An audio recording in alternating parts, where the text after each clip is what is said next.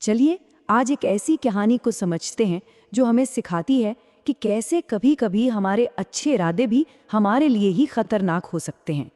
ये कहानी है एक बंदर और एक सांप की, जो दया, विश्वास और किसी के न बदलने वाले स्वभाव के बारे में है। तो इस कहानी को एक सीधे सवाल से शुरू करते हैं। क्या कभी ऐसा हो सकता है कि किसी पर दया करना ही खतरनाक साबित हो जाए? सुनने में थोड़ा अजीब है ना? पर ये सवाल इस पूरी कहानी का, आप कह सकते हैं, केंद्र है। हमारी कहानी की शुरुआत होती है एक जंगल से, जो देखने में तो बड़ा शांत है, पर वहाँ कुछ ऐसा होने वाला है जिसकी किसी ने उम्मीद नहीं की थी। एक भयानक आग के बीच एक सांप फंस गया है, और बस यहीं से हमारी कहानी का पहला हिस्सा शुरू होता है। जरा सोचिए, पतझड़ का मौसम है। पूरा जंगल सूखी सुनहरी पत्तियों से ऐसे ढका हुआ है जैसे किसी ने कोई कालीन बिछा दिया हो। हवा में हल्की ठंडक है, लेकिन ये शांति ना एक धोखा है, क्योंकि यही सूखी पत्तियां आग फैलने के लिए बिल्कुल सही माहौल बनाती हैं। और इसी जंगल में कहानी का एक किरदार, एक बड़ा ही दयालु बंदर, बस ऐसे घूम रहा था। तभी उसे ना दूर से धुआं उठता हुआ दिखता है। जब वो थोड़ा पास जाता है तो देखता है कि अरे, ये तो एक जबरदस्त आग है जो तेजी से पूरे जंगल को अपनी चपेट में ले रही है। और उसी धधकती आग के बीच में बंदर को कुछ ऐसा दिखता है कि उसका दिल दहल जाता है। एक बहुत बड़ा रंग बिरंगा सांप एक ऊंचे से पेड़ की टहनी पर फंसा हुआ है। आग की लपटें बस उसे छूने ही वाली हैं और बेचारा धुएं से तड़प रहा है। उस सांप की आंखों में साफ साफ मौत का डर दिख रहा था, और साथ ही मदद की एक आखिरी उम्मीद। वो बड़ी ही कमजोर, कांपती हुई आवाज में बंदर से कहता है, भाई बंदर, मुझ पर रहम करो। अगर तुमने मेरी मदद नहीं की ना, तो मैं यहीं जलकर राख हो जाऊंगा। अब सांप की ये पुकार सुनकर बंदर एक बहुत बड़ी दुविधा में पड़ गया। चलिए इस हिस्से में देखते हैं कि उसने दया और एक वादे के बीच में क्या फैसला लिया। बंदर के दिमाग में ना एक जंग सी छिड़ गई। एक तरफ उसका मन कह रहा था, अरे ये तो सांप है, इसका तो स्वभाव ही है काटना, इससे दूर रहो।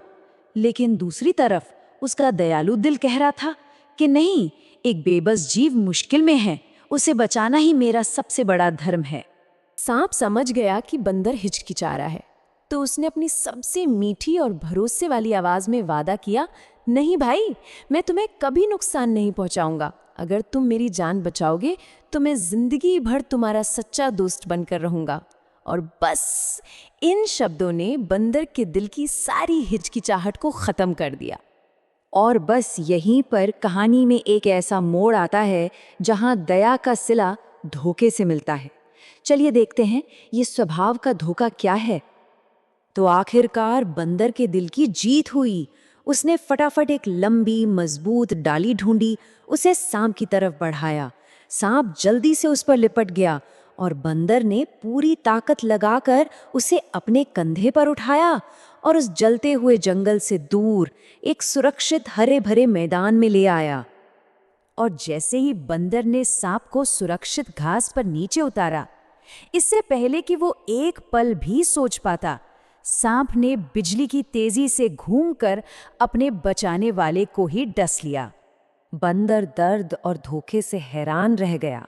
उसने कांपती हुई आवाज में पूछा, क्यों? मैंने तो तुम्हारी जान बचाई थी। इस पर सांप ने बड़ी ही ठंडी, बेपरवाह आवाज में जवाब दिया, तुम एक बहुत जरूरी बात भूल गए। मैं एक सांप हूं और मैंने तुम्हें इसलिए काटा क्योंकि यही मेरा स्वभाव है। तो ये कहानी यहाँ खत्म होती है, पर इसका असली मतलब अब शुरू होता है। इस कहानी से हमें आखिर सबक क्या मिलता है? चलिए इसे थोड़ा और गहराई से समझते हैं। कहानी का जो सबसे गहरा सबक है ना, वो स्वभाव शब्द में छिपा है। स्वभाव मतलब किसी भी इंसान या जानवर का वो असली अंदरूनी गुण जो बाहरी हालात या किसी की दयालुता से आसानी से नहीं बदलता। ये तो उसकी पहचान का हिस्सा है। इस बात को एक बहुत ही खूबसूरत मिसाल से समझाया गया है। सोचिए, एक कैक्टस का पौधा है। आप उसे कितना भी पानी दें, कितनी भी देखभाल करें, क्या उस पर कभी गुलाब का फूल खिलेगा? नहीं ना। बस ठीक वैसे ही कुछ लोगों का मूल स्वभाव भी धोखा देना और नुकसान पहुंचाना होता है। तो अब सवाल ये है कि क्या इस कहानी का मतलब ये है कि हमें दयालु होना ही छोड़ देना चाहिए? नहीं, बिल्कुल नहीं। ये कहानी हमें आंखें बंद करके दया करने से रोकती है। इसका सीधा सा संदेश है, दिल को नरम रखो लेकिन अपनी आंखें हमेशा खुली रखो। दयालुता में समझदारी को मिलाना बहुत जरूरी है। ये सिद्धांत हमें 3 आसान कदमों में एक रास्ता दिखाता है। पहला, दिल को नरम रखो, यानी दया करना मत छोड़ो। दूसरा, आंखें खुली रखो, यानी हमेशा सतर्क रहो, होशियार रहो। और तीसरा, बुद्धिमत्ता को, यानी अपनी समझ को हमेशा साथ रखो।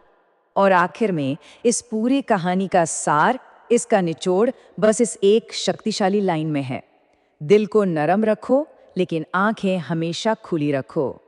ये एक बहुत सीधी लेकिन गहरी बात है जो हमें याद दिलाती है कि असली ताकत दया और समझदारी के संतुलन में ही है। सुनने के लिए धन्यवाद।